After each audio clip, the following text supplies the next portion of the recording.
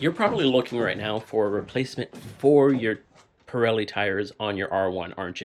You're like, man, how did I already go through these at 20,000 miles, 30,000 miles, whatever it is? Before we get into this, I gotta give you puppy tax. Ain't that right, Miss Maple? Oh, Miss Maple. Miss Maple. So, you guys know me. I like putting my stuff through its paces, and it's been about 18 months with the Toyos, and let me tell you how they've held up. You might want to get almost immediately after I got this in December 2024. I think in February the Toyos came out. It might have been before that in January or sometime, but it was nearly perfect because I ordered some aftermarket wheels, got the wheels that came in, and then the Toyos came out. So since then, they've been on here. They've been off for maybe 1,000 or 2,000 miles whenever I got the Pirelli XTMs, which I hate. But ever since then, they've been on it, and we are at 38,000 miles on them. Now that's crazy on its own. What do you mean that these tires have 38,000 miles and still a lot of tread life? I think Toyo has figured out how to actually make a really good tire. That, to be honest, Pirelli needs to figure that out too, because it's kind of embarrassing. But yeah, let's dive into it just a little bit, and I'll tell you about how much tread I have left, my experiences with it, what I've done with it this entire time, and future plans. These are going away. These tires are going away because the whole truck is going away because my R2 comes next week. Should I put them on the R2? Well, not these exact one. Get a new set of them? We might, but I want to test out the BFGs, BF Good Riches first. Witches? I had a speech impediment whenever I was little. I used to not be able to say my R's.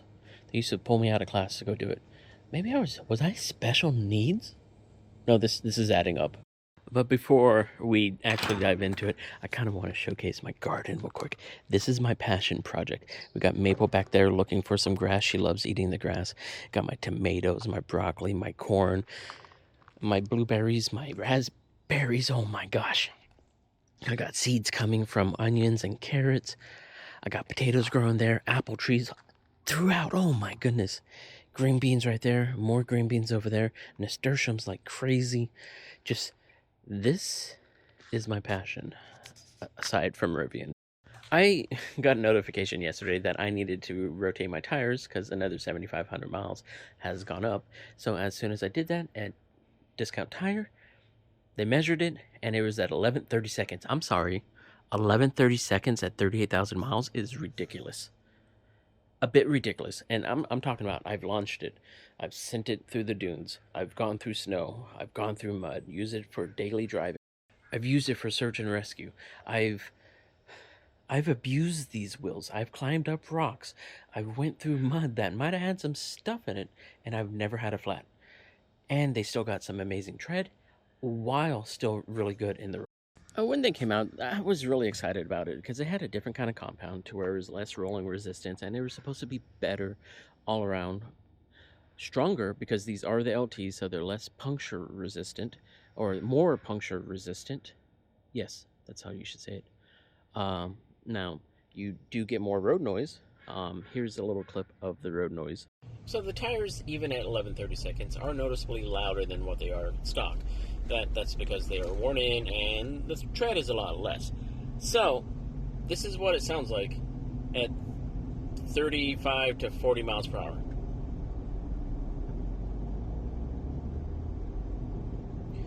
Let's go ahead and take it up to highway speed. It does get noticeably louder. But I don't think I would trade the capability for the noise reduction with a softer tire. Alright, you do get a little bit of wind noise, but at the same time, this is more of the tire noise that we're listening to at 65 miles per hour.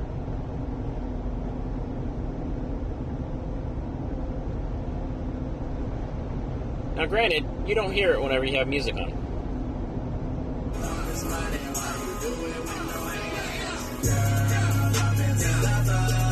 But I was definitely looking at something that was lighter than the Falcons that I had. Love my Falcons. They're, in fact, on my Land Cruiser now because I just love Falcons. But the Falcons were a little bit too heavy, and I think I was pushing 105, 110 pounds per wheel on my Gen 1 that I had, and I was hurting on some range.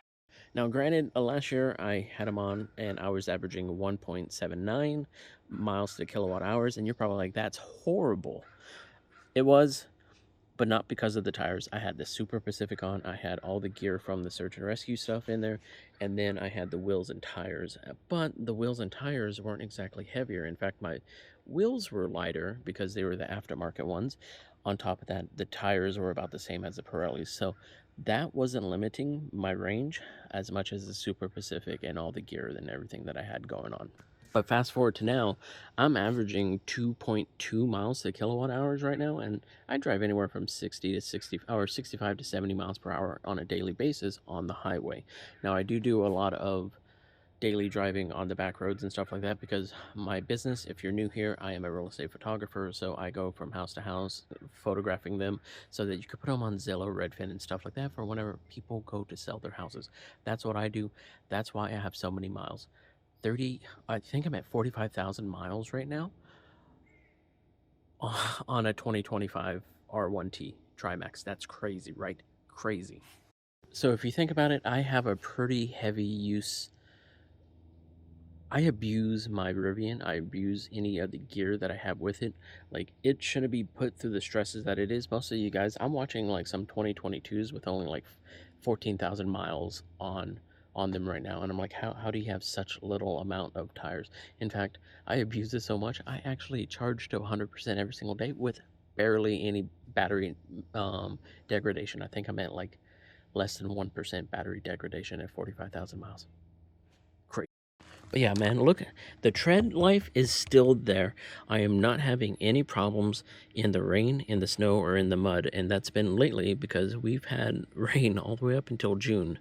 In fact, I think we had some last week, but this stuff wicks rain like crazy.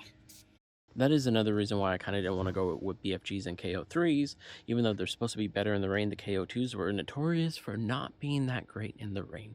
You'll probably get someone randomly like, oh, mine's really good in the rain, and you find out they're from Prescott, Arizona. Sorry for anyone from Prescott.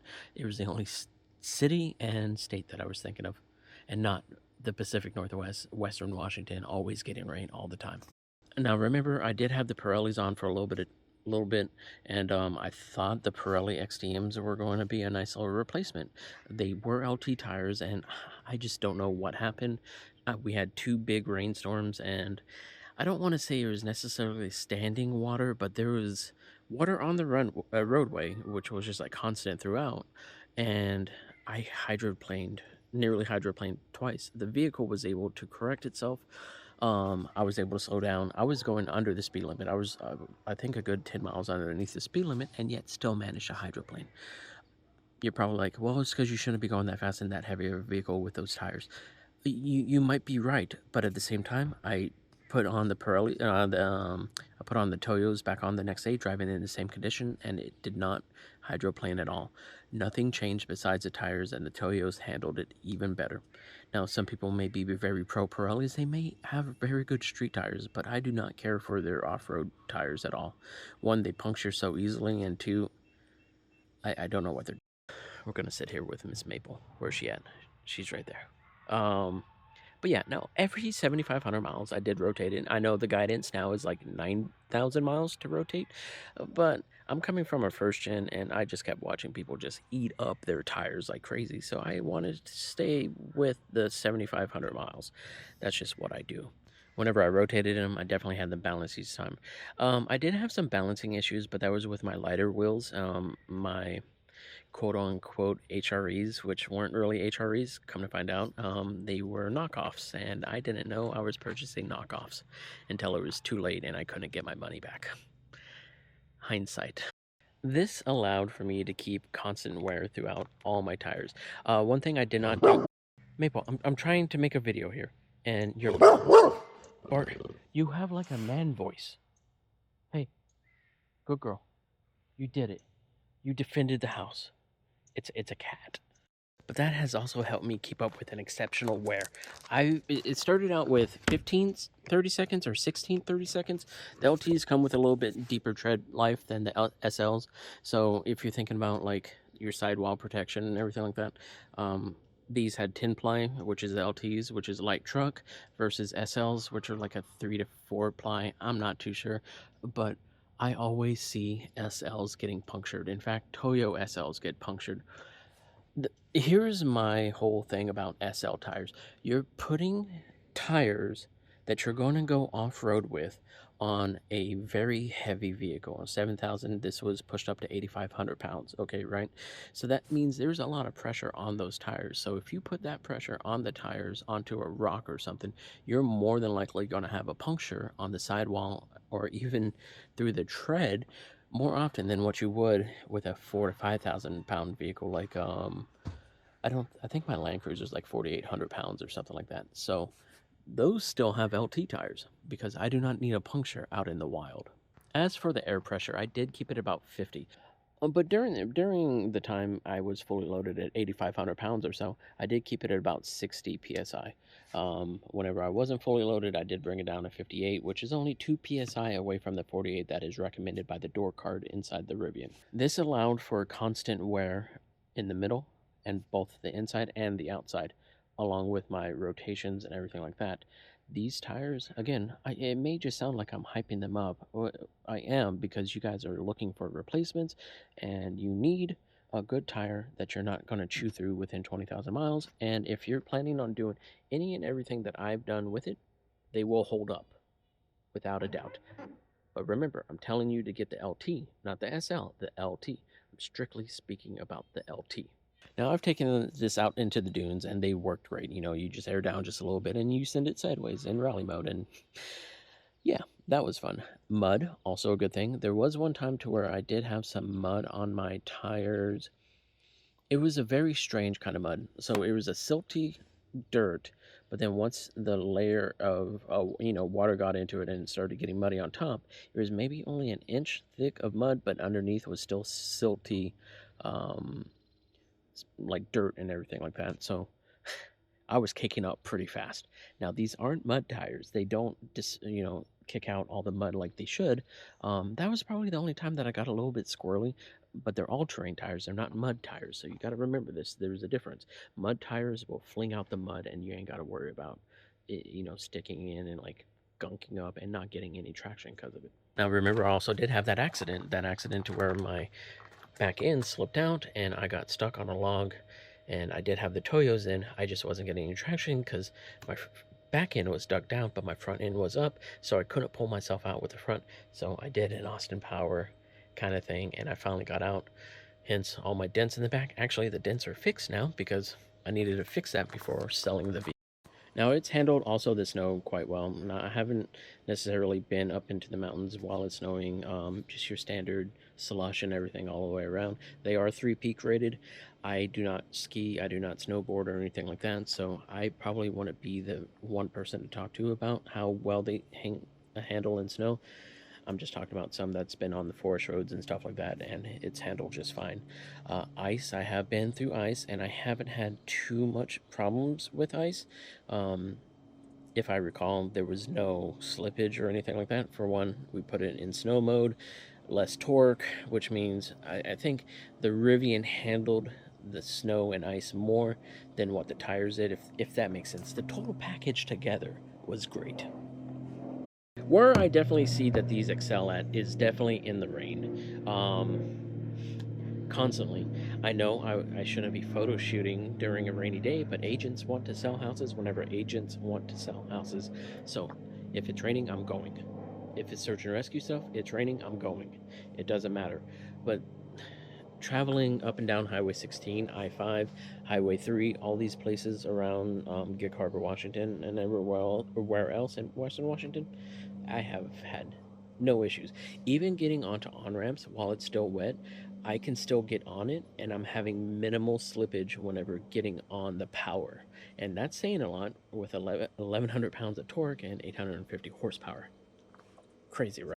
Now, I will say, if I get on it at the right time, tossing the body around, I can get the tires to squeal just a little bit, kick out just a little bit. So a little bit less traction allows me to do that. I should probably have street tires. This is probably why I'm going to stick with street tires with the R2. More of trail terrain tires, not all terrain tires. That's what the BFGs are. Now, you are going to get some road noise. It's just going to happen. The less tread means the air is getting in there, getting stuck, and science, okay? Science. So if you buy brand new tires, you're probably like, wow, these sound so much better than my old ones because they're new.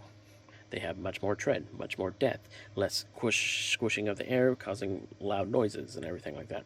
Science. I'm not going to dive into that. You could dive into that with someone else who's smarter than me, which are a lot of people. I actually don't need to be near the vehicle, and it's actually irritating me for whatever it's doing right now. So we're just going to go walk through the garden, and I'm going to keep talking to you guys about this because it's the information you need. You don't need to see an R1. Maple, do you have pollen on you? Come here. What is this? What were you eating? Okay, let's go on a garden tour, Maple. So one of the biggest things, these tires give me confidence through adverse conditions.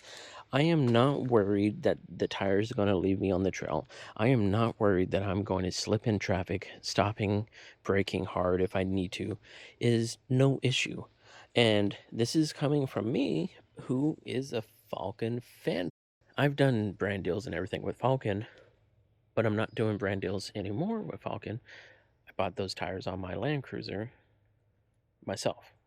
They gave me the Falcons on the original R1T that I had, and still, they were great. I like them a lot. Just really heavy.